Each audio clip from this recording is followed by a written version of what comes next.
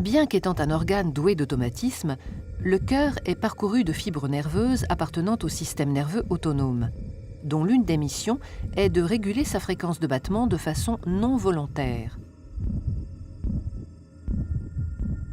Il est composé de deux systèmes antagonistes mais complémentaires.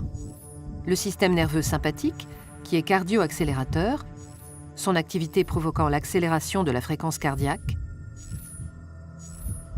et le système nerveux parasympathique, qui lui est cardiomodérateur. L'activité de ces systèmes n'est jamais nulle. Elle permet une régulation constante de la pression artérielle et de la fréquence cardiaque, dont la valeur moyenne est d'environ 70 à 75 battements par minute.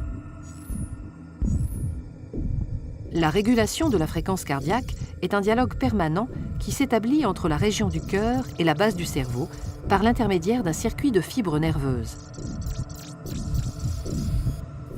Des récepteurs sensoriels, appelés barorécepteurs, sensibles aux variations de la pression artérielle, sont situés au niveau du sinus carotidien et de la crosse aortique.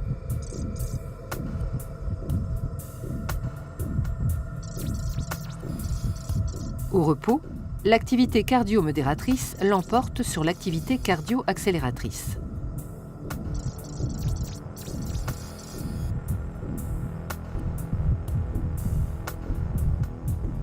Dans le cas d'une augmentation de la pression artérielle, les barorécepteurs sont stimulés, ce qui se traduit par une augmentation de la fréquence des signaux nerveux transmis par les nerfs de Hering et de Sion vers un centre nerveux bulbaire situé dans le bulbe rachidien, au-dessus de la moelle épinière.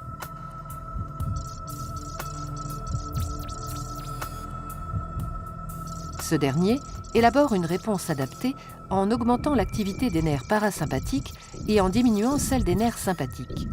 Le ralentissement du cœur se fait par la libération d'un neurotransmetteur, l'acétylcholine, sécrété par le système nerveux parasympathique. En conséquence, fréquence et débit cardiaque diminuent, ce qui abaisse la pression artérielle en la ramenant à sa valeur normale.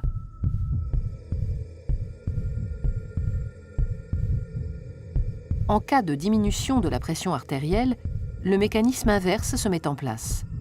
La fréquence des signaux transmis par les nerfs de Hering et de Sion vers le centre nerveux bulbaire est réduite.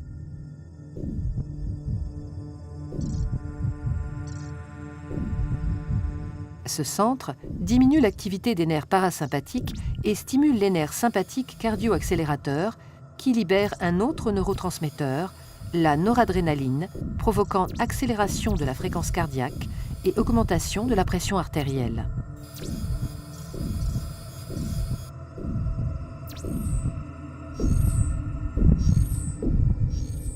Ces mécanismes constituent une boucle de régulation qui contribue à maintenir la pression artérielle dans d'étroites limites autour d'une valeur de référence.